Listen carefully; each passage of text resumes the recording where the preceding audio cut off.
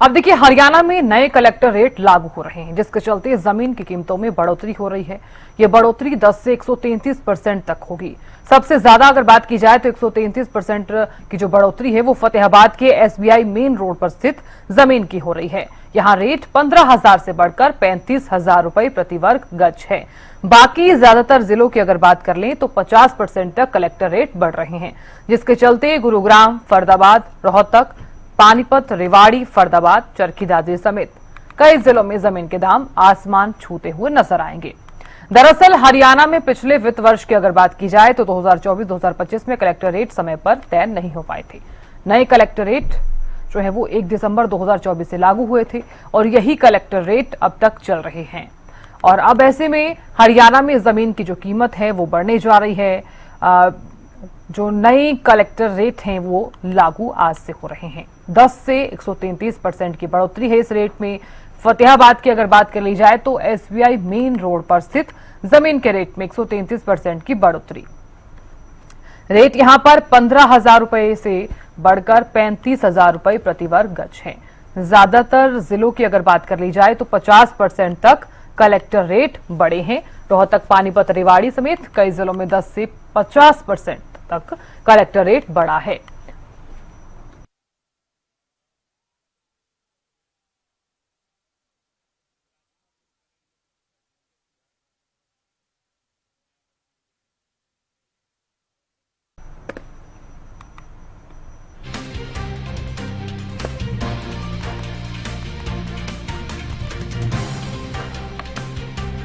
तो चर्चा करने के लिए हमारे साथ खास मेहमान जुड़ गए हैं। बीजेपी की प्रवक्ता नेहा धवन जी जुड़ी हैं। नेहा जी, बहुत बहुत स्वागत है आपका।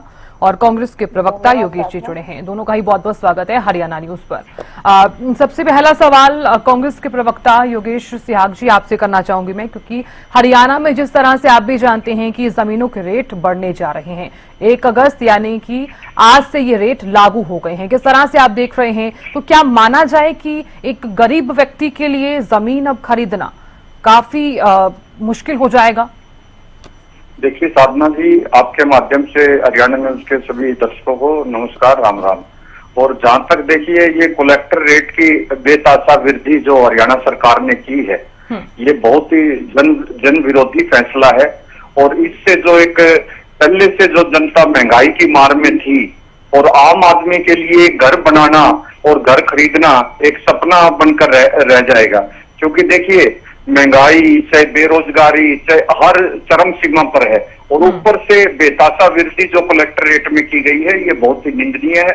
और इससे आम आदमी की कमर तोड़ के रख दी है बीजेपी सरकार ने। आप पिछले लगभग 1 साल सरकार को बने हो गया है और जितने आप देखिए जन विरोधी फैसले और जो वादे किए थे जनता से इन्होंने, वो कोई भी पूरा नहीं किया। और आप देख रहे हो कि आम आदमी, चाहे कांग्रेस पार्टी ने 100 गज के गरीबों को मुफ्त प्लाट दिए, और ये तो प्लाट खरीदने पर भी इतनी बड़ी बेतासा वृद्धि कर रही है। आम आदमी गरीब को प्लाट, मकान मुहैया करवाना तो बहुत दूर की बात है। परंतु आज जो है, मैं समझता हूं कि ये फैसला जन विरोधी फैसला, सरकार को तुरंत वापस लेना चाहिए। जी बिल्कुल ठीक है योगेश जी, आप बने रहिए। नेहा धवन जी लगातार बनी हुई है। नेहा जी, चूंकि जमीन की कीमतें अगर बढ़ती हुई नजर आएंगी तो आप भी जानती हैं कलेक्टर रेट अगर आज से लागू हो रहा है, बढ़ा हुआ 10 से 133% तक अगर ये रेट लागू हो रहा है, तो क्या मानती हैं आप इस फैसले को, आप किस तरह से देख रही हैं? आपको नहीं लगता है कि गरीब व्यक्ति के लिए अब जमीन खरीदना काफी मुश्किल हो जाएगा? साधना जी, देखिए हर विषय को समझने के 2 पहलू होते हैं, 2 तरीके होते हैं। एक तरीका, एक जो नजर है वो अभी आपके सामने जो है सिहाग साहब ने रखी। सिक्के का दूसरा पहलू मैं आपको समझाने की कोशिश करती हूँ। कलेक्टर रेट में जो सरकार अपना राजस्व लेती है, प्रॉपर्टी पर रजिस्ट्रेशन जो चार्ज लेती है, वो अब कितना होगा? अगर प्रॉपर्टी 25 से 40 लाख की है तो सरकार उस पर रजिस्ट्री रेट लेगी 20,000 रुपए। अगर प्रॉपर्टी 40 से 50, लगभग आइडिया है, 40 से 50 लाख की है तो 25,000 रुपए। 50 से 60 लाख की अगर प्रॉपर्टी है, मार्केट रेट है, उस पर 30,000 रुपए सरकार लेगी। और 60 से 70 लाख की जो प्रॉपर्टी है उस पर 35,000 रुपए लेगी। अगर कोई व्यक्ति 60 से 70 लाख रुपए की प्रॉपर्टी खरीद रहा है और उससे ऊपर की प्रॉपर्टी खरीद रहा है, तो क्या उसे गरीब कहना चाहिए? आज अगर आप प्रॉपर्टी आईडी देखें, किसके नाम पर कितनी प्रॉपर्टी रजिस्टर्ड हैं, तो आप देखें कि बहुत से ऐसे लोग हमारे बीच में हैं जिनके नाम पर एक से ज्यादा प्रॉपर्टी है।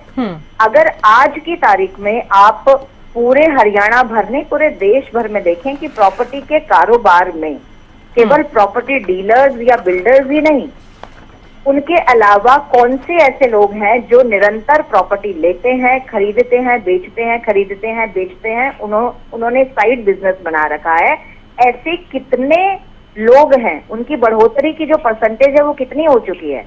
तो ये कहना कि आज जो है वो गरीबी की मार सब झेल रहे हैं और प्रॉपर्टी खरीदना किसी के लिए मुश्किल है, तो मुझे नहीं लगता कि 100 में से हर 100 में से 40 व्यक्ति जो हैं वो आज प्रॉपर्टी के इस कारोबार में अपना काम कर रहे हैं और अपनी अर्निंग कर रहे हैं। तो मुझे नहीं लगता कि ये कहना उचित होगा कि हरियाणा सरकार ने कलेक्टर रेट की बढ़ोतरी की तो उस गरीबों पर मार हुई। जिस प्रॉपर्टी के जितने दाम मार्केट में ज्यादा है, जैसे कि आप देखिए गुरुग्राम हो गया, फरीदाबाद हो गया, या फतेहाबाद का आपने एग्जाम्पल दिया, 33% की वृद्धि हुई, वो मेन रोड का एरिया जो है वहां पर कितनी बड़ी कोठियां हैं और कैसे स्तर के लोग वहां पर रहते हैं। मुझे नहीं लगता कि वहां पर कोई गरीब बस्ती है या गरीब लोग रहते हैं। जिसका मार्केट वैल्यू ज्यादा है उसको ज्यादा पे करना पड़ेगा। और दूसरी चीज, जो दूसरा पहलू बहुत इम्पोर्टेंट है, वो मैं यहाँ पर बताना चाहूंगी कि जिस तरह से पिछले कई वर्षों से लगभग 2000 से कहूंगी मैं, 2005 भी नहीं कहूंगी, 2000 से जो प्रॉपर्टी के रेटों में बूम आना शुरू हुआ था, हरियाणा के अंदर एक नया कारोबार डेवलप होना शुरू हुआ, वो 2000 से शुरू हुआ लगभग। तो तब से लेकर अब तक जो काला बाजारी प्रॉपर्टी के इस धंधे में चल रही है, वो काला बाजारी है कि ब्लैक मनी से प्रॉपर्टी को खरीदना और बेचना, उस पर जो है थोड़ा काबू, इस कलेक्टर रेट को बढ़ाने से उस पर काबू पाया जाएगा। और दूसरी चीज जो सबसे महत्वपूर्ण है, देखिए आवासीय जो संरचनाएं हैं, आवासीय जो व्यवस्था है, उस पर कलेक्टर रेट इतना नहीं बढ़ा है। कलेक्टर रेट बढ़ा है जहां पर व्यावसायिक जो जगहें हैं या जो अन्य इंस्टीट्यूशंस हैं।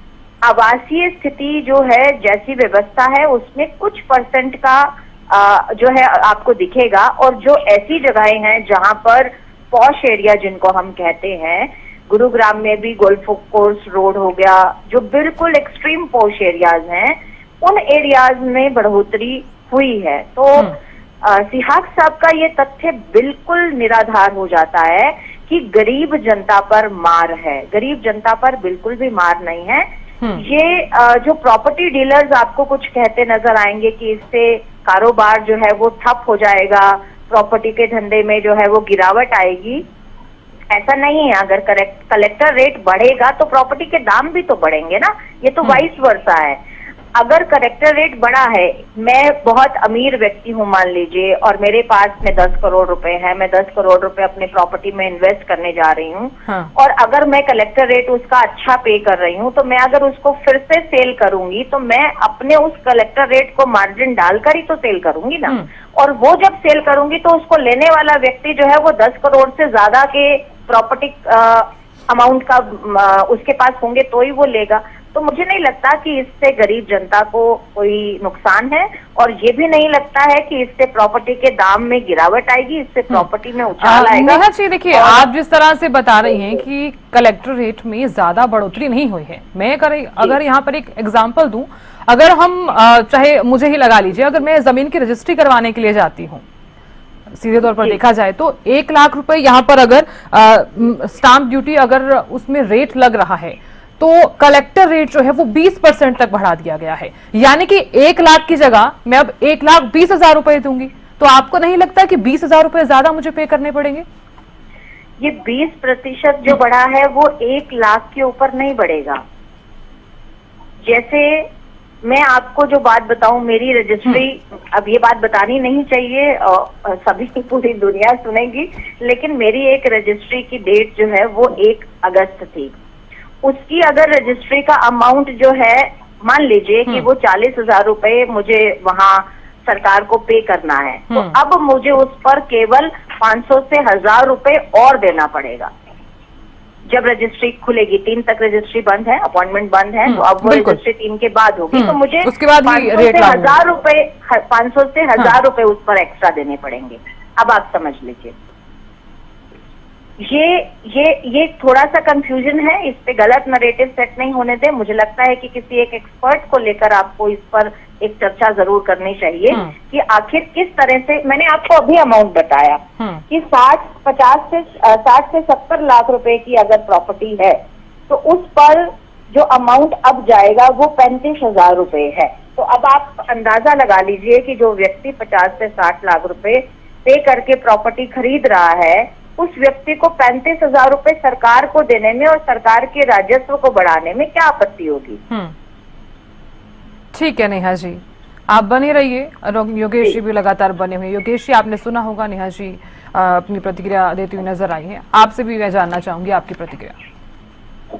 बिल्कुल, देखिए साधना जी, मैं समझता हूँ बिल्कुल नेहा जी सारे गलत आंकड़े पेश कर रहे थे।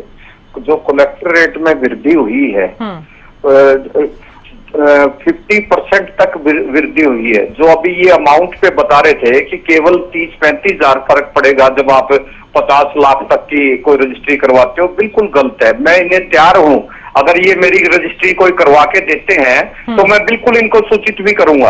अगर ये करवा देते हैं बड़ी अच्छी बात है।